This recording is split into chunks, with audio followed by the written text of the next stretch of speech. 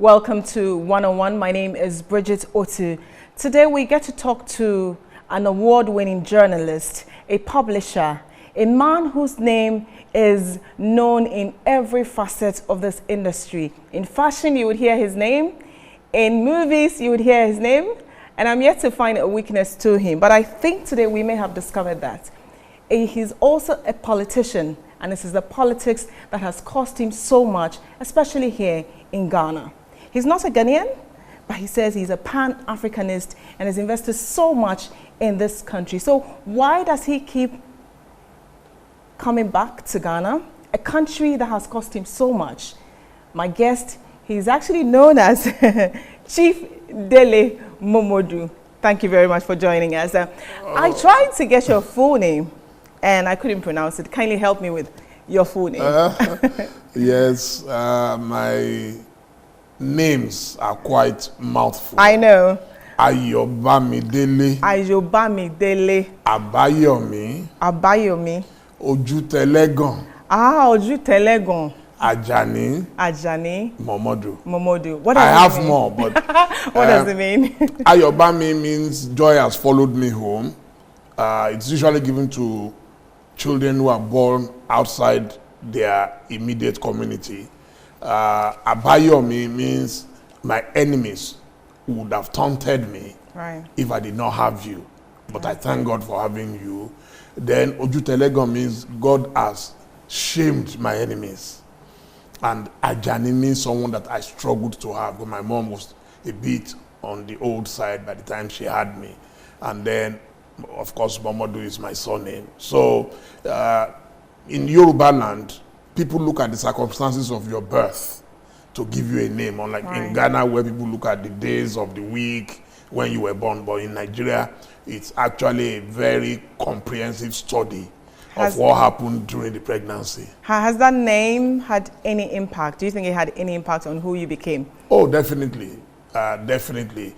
I had a grandmother who was fond of calling me Ojutelegon. Hey, I'm happy. Oh, God has shamed our enemies. Oh, because when my mom met my dad, my mom had previously married, and my dad had also previously married when they met. And then my dad had 2 children from his previous marriage. My mom also had 2 children from her previous marriage. And so I came in between, and I'm the last born for both of them. I'm the only child of my mom for my dad. Okay. So let's talk about the weekly column that you write. And I happened to chance on one. I think it was repeated sometime in 2020.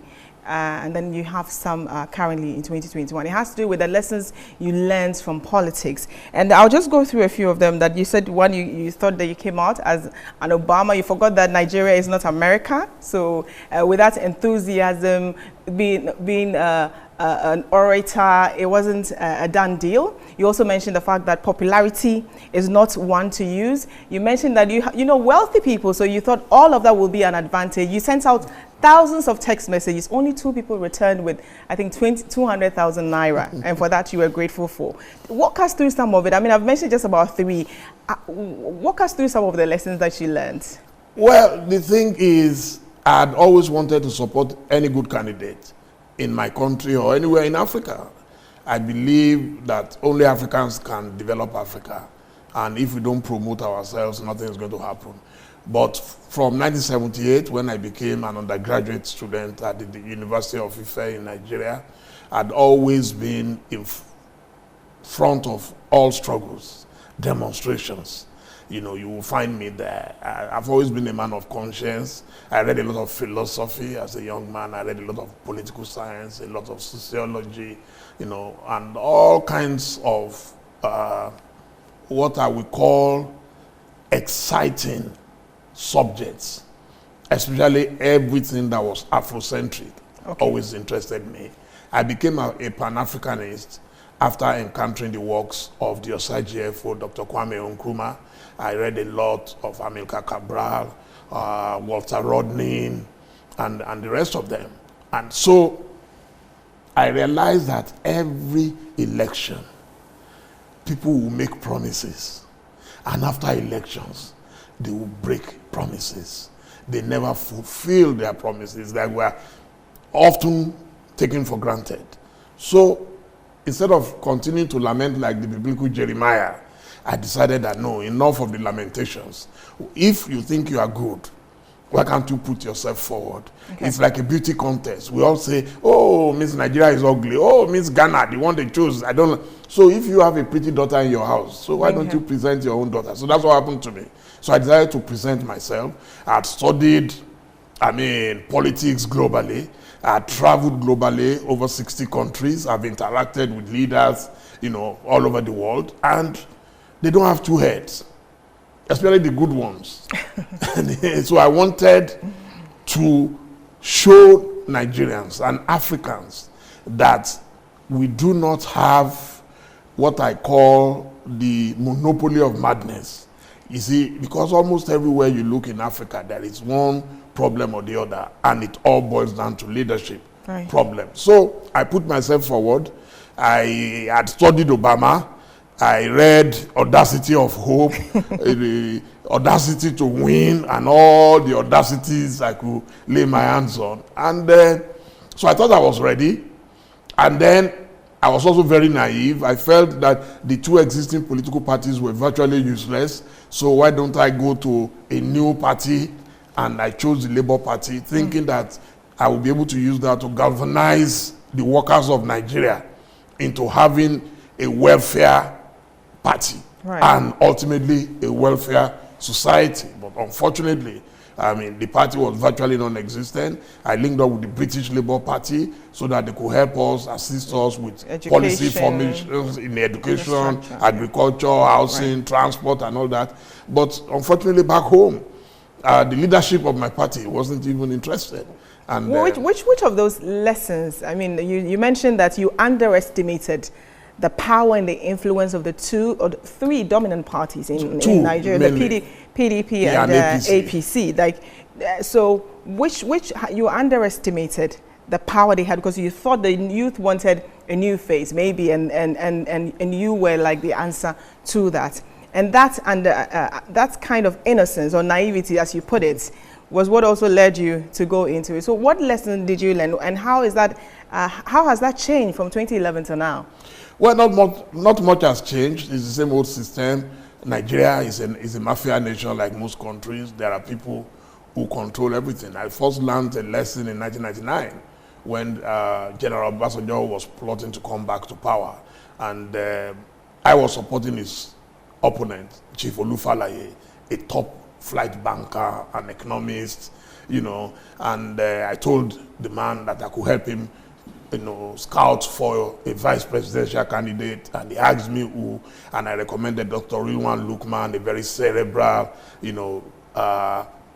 engineer, who was at OPEC in Vienna, and I traveled to OPEC. You see, I don't just talk, I act. If I believe in something, I'll put myself into it. I traveled to Vienna, and when I got to Austria, the man asked me about my mission, and I said, well, I want you to be the running mate to Chief Olufalaye. And he thanked me, he laughed. He said, oh, that's so good. He said, but the owners of Nigeria have decided that they want Obasanjo. And I'm like, are we not going to do election? He said, oh, that's not how it works. The owners of Nigeria will throw their weight. In fact, usually they determine who gets what in both top two political parties. Okay. So they already position their candidates in both parties. So either A wins or B wins. So that was the first time it occurred to me that, hey, you cannot do this thing alone. It does not matter how popular, it does not matter how rich you are. If the owners of the land don't endorse you and back you with all the ferocity at their disposal, nothing is going to happen. Okay. So it was the same lesson I learned between 2011 and now. Even our current president, Muhammadu Buhari, who eventually won after a fourth attempt, he went through so much. And the final time, he had to navigate and meander his way through a labyrinth of 1,000 demons, so to say. And he found a way to persuade some of them to believe that he was the one needed at that moment in Nigeria. And that's how he got it. Right. Speaking of Buhari, I'm glad you mentioned him, and he was one that you campaigned for. But since he's been in power, you've also spoken extensively against him. and you also are aware of the Twitter ban. A lot of Nigerians are now using VPN. First of all, what was your reaction to that? That he tweeted something Twitter found in violation to their rules, and that tweet was taken down. Of course, they left the other ones that were not, that did not insinuate any form of violence. What was your own reaction to, first of all, the ban? Were you surprised at that? Well, nothing would surprise me. If a leader has dictatorial tendencies, such things would happen. I've always been one of his biggest supporters. I've always been one of his chiefest critics. I'm one person that even if you're my friend and I think you're doing something wrong, I try to advise. I've written memos to him a couple of times. I've met him one-on-one where I gave him my opinion. Does he listen? And, well, I don't know. I believe at a certain age, what I've realized at a certain age is difficult for some people to change who they are. I think that was our mistake. We thought, okay, we could change him, we could manage him, but now we're used to him. We've come to accept him, and as a Democrat, I believe he won his first term. I didn't support his second term, but today you will be shocked that I still do everything I need to support him because I'm a good Christian. And the Bible says, render unto Caesar. Even when he's failing his citizen, your loyalty should be to the people of Nigeria. No, it's not about loyalty now. I'm not loyal to him. What I'm saying is that as a journalist, right? I'm probably the only Nigerian journalist who gets information directly from his media crew because of my platforms on Twitter, on Facebook, and on Instagram. So I do things for him professionally. I'm not supporting him as a candidate. So talking about Twitter, when it happened, I wasn't very surprised, but I was shocked. There's a difference between surprise and shock. Right. I knew they can do anything, but sometimes you just hope they will not cross certain lines. But with Twitter, they crossed the Rubicon, and I felt very disappointed. And I actually offered myself as a guinea pig that I'm going to continue to tweet, and if they're going to arrest me, I'm ready to go to jail. And nobody has done that yet. So the truth of the matter is that in Africa, a lot of us don't use our powerful voices enough. And one of the reasons for the ban is not just the president's tweet, they said culmination of other events, misinformation, spread of fake news. But do you think that the end of SARS movement was one that made the government popular? I mean, looking at what happened with the shooting that happened and the Nigerian army denying it, eventually CNN did a report where it was shown that they really shot at unarmed persons at the top. To be quite honest with you, I don't have any evidence. Right. And I don't like to speak about things that I cannot When prove. You say you don't have any evidence? I don't have any evidence of who was killed or who was not killed. So it's a line, and I think the case is in court. Right. So I would rather let the courts decide. What do you think about the whole NSAS movement? I believe it was mismanaged.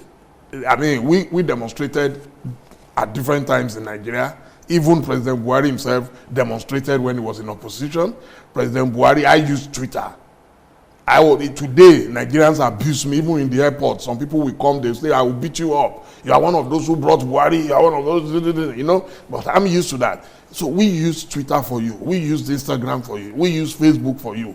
So you are now banning it for other people. For me, I think that is like killing a fly with sledgehammer. You don't set fire to an entire village because you want to catch a few rats. So for me, it is wrong. And that is why I will continue to disobey it. I tweet anywhere I go in the world. You don't use VPN? I just know I tweet. Right. I tweet wherever I go. And is it because technology has made it in such a way that you can bypass a lot of things? Do you think the government is also doing that because they know the constituents, the majority of them are not on Twitter? Is that a way? No. The reason they are doing that is that they are afraid of what is to come. They know that there are certain steps they were going to take. And these days, people don't get killed like in the past because you don't have to leave your room to fight a government. From your bedroom and from anywhere, you can fight a government if you choose to fight a government. So that's what they are afraid of.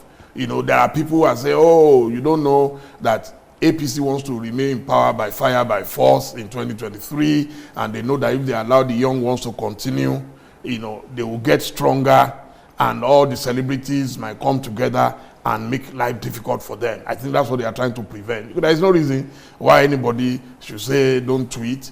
If you tweet lies, you will look stupid. You understand? So some of us already have the credibility. In fact, people wait for some of us. When I say rest in peace, they know the person has died. Because they know I'm not going to report that someone died when I've not verified that the person died. So the government does not even have to worry about that. And yet you have been a victim of fake news before.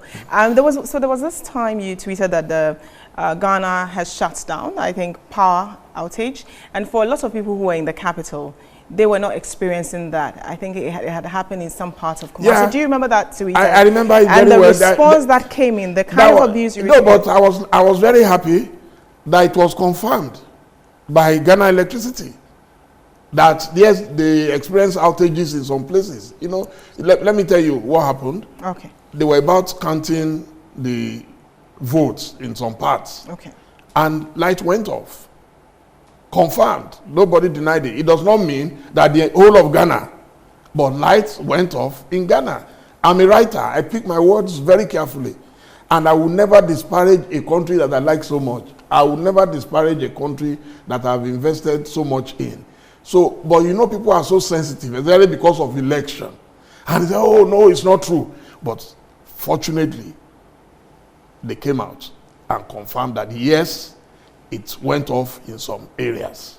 Okay. And so that's, you can't call that fake news. Fake news is if you deliberately manufacture something that did not happen.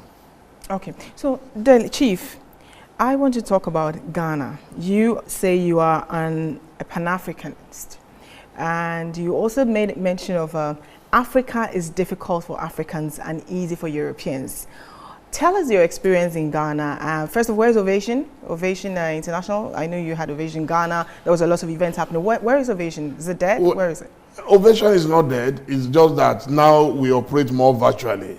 Okay. You know that a lot of companies, especially media organizations, instead of wasting so much resources on big offices, now because you're a television station, maybe you need studios. So it's functioning in Ghana here? Oh, we function globally, but we are more on ground in Nigeria.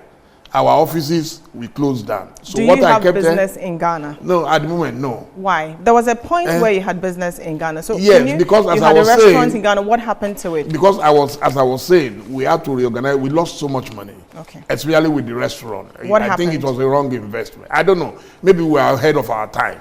You know, we had this restaurant in Otoo, and when we opened it, in fact, the president, then President John Mahama, was represented by Uncle Jake Obeshebi-Lamte. It was a big event. The Otoo was represented by second in command. We shut down street. We brought in all the top musicians from Nigeria. We were very excited because we were promoting tourism in Ghana.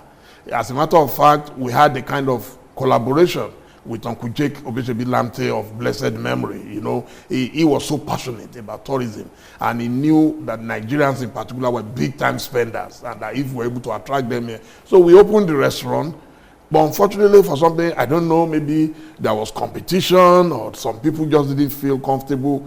Every day there was one form of harassment or the other, and we had spent initially over $500,000 on that project. You know, you come, they are preparing your meal, you go upstairs, you have a complimentary massage, or you do your manicure or pedicure. You know, it was such a beautiful idea.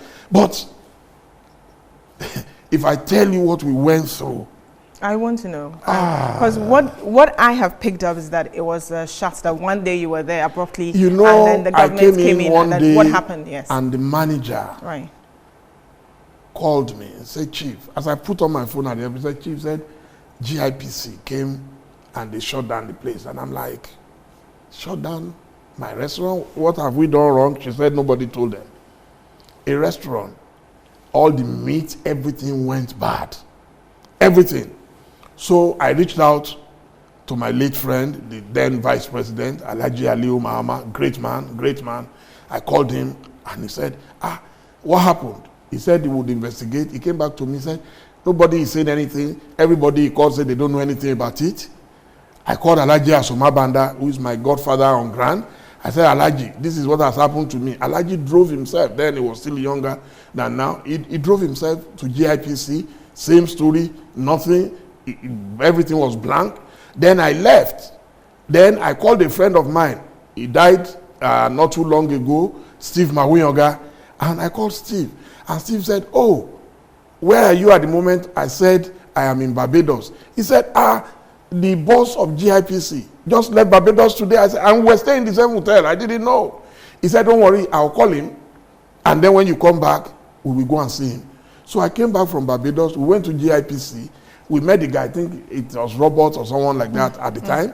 And he said they should bring out our file. Fortunately, we had every copy of all the documents and everything. And they looked at our file. The file was empty. And the man looked at me and said, Chief, who have you offended in Ghana? I said, I have no idea.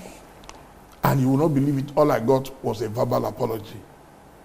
By that time, the restaurant had... so by then, I started losing... But what do you think? What do you think caused this? Is it politics? Your involvement in politics? No, at that time, I've never been involved in politics in Ghana per se. I've always been involved in developmental projects. I've always promoted Ghana to the world. When President Rawlings was in power, the Queen of England came here. We were the official magazine. We covered it. We never charged Ghana 1 penny. When La Palm Royal Beach Hotel started, we promoted it. Nigerians were flooding the place. Till today, if you ask any Nigerian about any hotel in Ghana, they will tell you about La Palm. That's what we did, And when President Kufuor was there, and there were a lot of developmental projects, there were, properties springing up, Villaggio, Trasaco Valley. I used to bring people here. I used to go to the castle to see the president, to see the vice president. Nobody called me MPP, The one that I'm sure you are not talking to is about President John Mahama. And it was all about projects.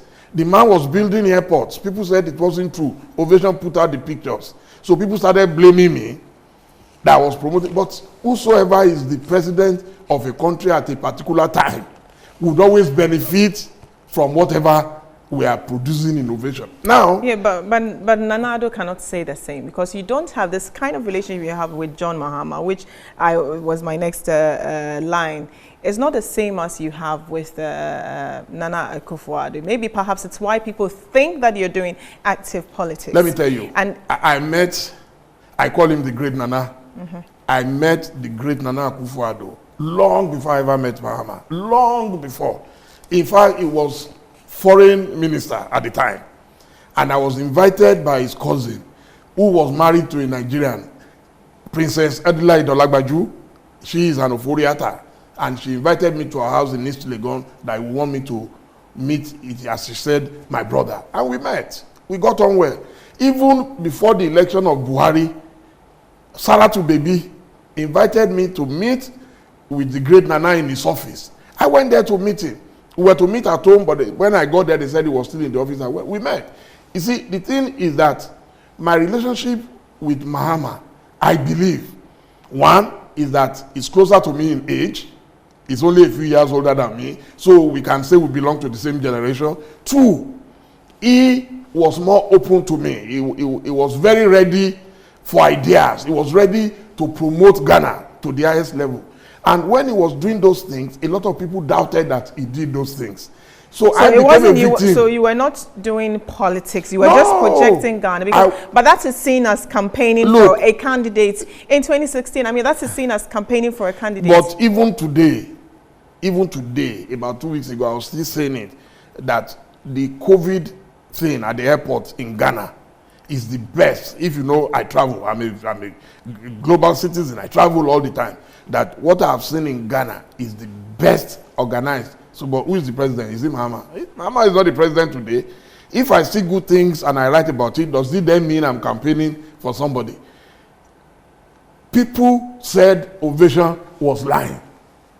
And I had to defend our integrity that we're not lying. That those things, the hospitals I mentioned, at Ridge, at Legon, that they exist. People said they didn't exist. That classrooms that Mahama built, the people said they did not exist. Were you paid for all of those things that you did for President Mahama? No, that's what I'm telling you. From Rawlings, I did it. I took Rawlings, his wife, and the entire family. Told me he doesn't do that. Flying with his entire family to a country. I took them to Nigeria. I was not paid a dime. Under President Kufuor, he was my neighbor. I was living on his street. I used to bring journalists from Nigeria to come and interview him, to promote him. In fact, the day of his re-election, I was in his house. I still have the pictures. I will send the pictures to you. You will see me with President Kufuor, with Mother Teresa. That's what I call the First Lady. We were sitting in the garden. You will see me with Chief, their son, okay, who was also around that day. So why didn't people say I was campaigning for MPP then? Okay, but there are people who believe that you were so involved in the politics of Ghana in 2016, especially. John Mahama lost that election, and they believe that that kind of a partnership with the Sofia coming, that you got contracts, you did I think an ad for them. So even why he lost the elections. Have you ever come across this? No. How do you feel? I can tell you something for free. Yeah. That those who say those things, people will always find an excuse to justify whatever they believed. Okay? It is not possible for you anyway to support two people at the same time. I have no regrets whatsoever liking and loving John Mahama. I love him to bits. I respect him. I see him as one of the greatest African leaders of my generation. You know, and we need more of such people in Africa. How much was Sofia paid for that commercial? Sofia is my friend. I have friends. Look, I went to Turkey 2 years ago, and my Turkish friends say, hey, you are the only one who can invite your friends, let them come to Turkey so that if people see them, they will start coming to Turkey. I invited Richard Mufedamijo, the actor. I invited Sandra Nkobia from Nigeria. We all went to Cappadocia. We were not paid.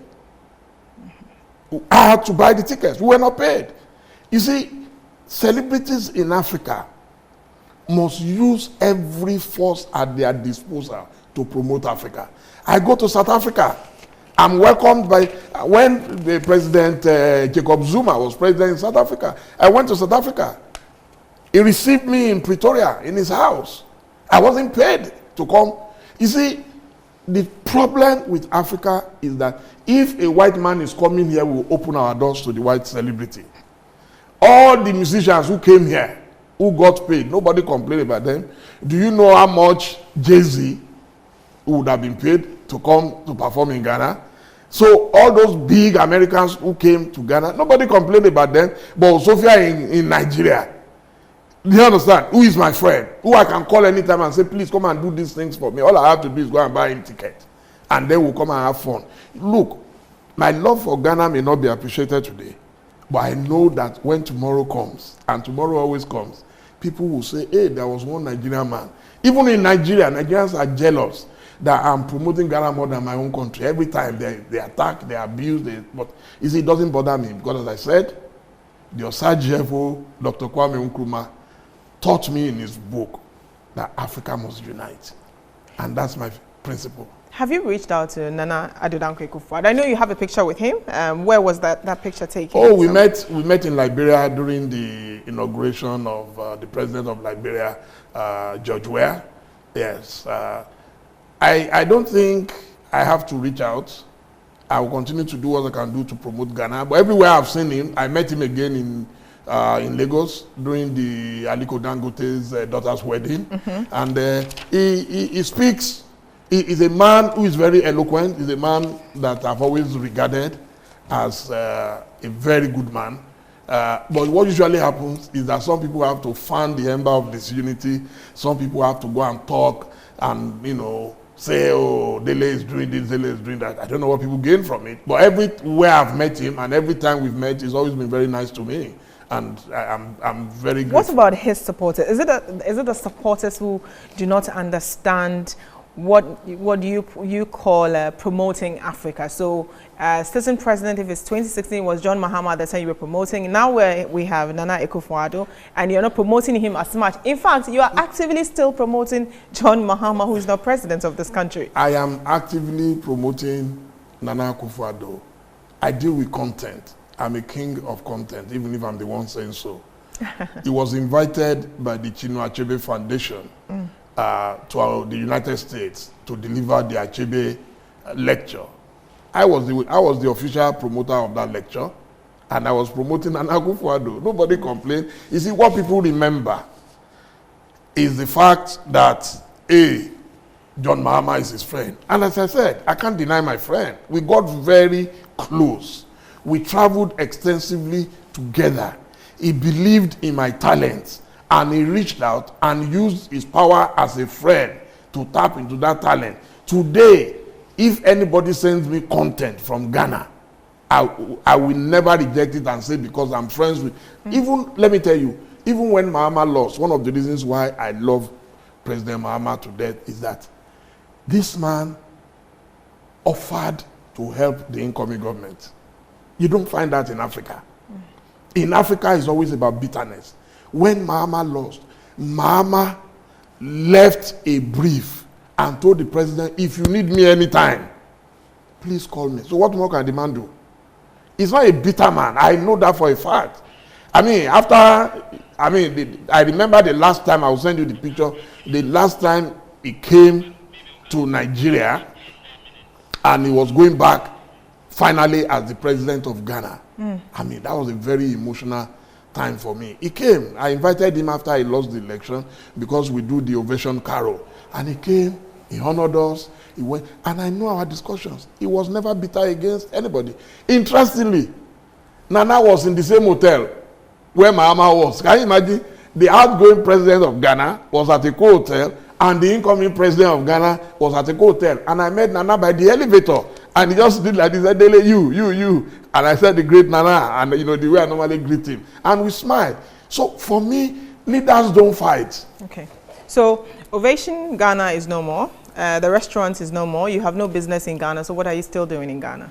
Oh, I'm very comfortable in Ghana. I have a home in Ghana. Is it that you want to do business in Ghana, but the environment does not support no, you? What I've tried to do is to collapse everything into a manageable business. Nobody throws money away. Okay. In over 1 year, COVID came, you can't do much. So if you are renting an office, you'll be throwing away money. Okay. So what we decided is that we will concentrate most of our activities online. Now I can interview you from anywhere via Zoom. Do you understand? Look, I am a businessman. Instead of losing money, I'll find other means of doing my business effectively. And trust me, it's been more cost effective. I'm able to operate, on Zoom, mainly. And then if we have a wedding, all we have to do, if we have a wedding somewhere, my crew will travel there, they will take their pictures and go. Just like CNN will come to Ghana. If CNN has to do an interview with the president, they come in here. They don't have to have an office in Ghana to do that now. So those are the things we do. But can you quantify the amount of money you've lost by involving yourself in what some see as a I won't say by involving. Okay. As I said, pathfinders always make huge sacrifice. I was a pathfinder for other Nigerian businesses to thrive. Since I came here, other Nigerian businesses have come. I've encouraged people to come to Ghana, and the business climate in Ghana has been thriving, And so for me, I'm very happy that I made that sacrifice. If I have to do it again, I'll do it again. It's not about, if you are looking at how much we've lost, we would have lost millions of dollars. But for me, it's not a big deal because God is blessing us. Look, there is no, go and read the history of Apple. The same Apple today that everybody is saying is the biggest brand in the world. Go and read. At one point or the other, they lost money. If at one time or the other, they almost virtually shut down. Okay. But okay, so there are some who believe that there's a culture of silence currently going on in Ghana, and for persons who are critical of the government. You're not really critical of the government, but when your support for John Mahama kind of bring you a certain attack or hatred from supporters of the government, would you say from your experience that there's that, and so there is very little you want to say about, John Mahama, or you're very careful what you say in order not to attract the kind of violent vitriol online? Well, I'm not afraid of being attacked online. I'm capable of defending myself. Right. Anybody who knows me, even when we were doing things for the country and showcasing what Mahama had done for Ghana, I knew that posterity would bear us out. I knew that posterity will judge us fairly. I knew that posterity will know that we were promoting a country, and it didn't matter whether it was Mahama who was in government or any other person. So yes, of course, there is a culture of silence. Even I follow a lot of your celebrities. I see all the brickbats and fisticuffs on, social media. Today is Sofia or somebody fighting somebody or somebody. For me, it's okay. It's normal. But as a foreigner, in quote, I don't consider myself a foreigner, but as a foreigner, in quote, I've learned my lessons. I've learned that, look, if you are in Rome, please mind your business and blend with the Romans. Look, I have fantastic friends in Ghana, and they are everlasting friends. So, and I intend keeping that friendship forever. So, for me, I'm not going to go out of my way to ruffle any feathers. So I leave everything to, but I can tell you that maybe it was easier under Mahama to say certain things. Okay. Now people are much more vehemently opposed to anyone criticizing the government. And since God has also kept me very busy, fortunately, sometimes when you are not too busy, and maybe I was struggling hard to also do my own business here and all that. But now I'm extremely busy in Nigeria. Don't forget, I was once a presidential candidate. Right. Now there are people putting pressure on me to come back again in 2023. I've told them I'm not interested, but who knows? Who knows? You don't know God's plans. So we'll leave it at that. Thank you. Chief Dele Momodu, thank you very much for joining us on One-on-One, and we're very honored and happy to have you. Bridget. You've heard him, and you can follow us on all our social media platforms at One-on-One on Metro Television. My name is Bridget Otoo.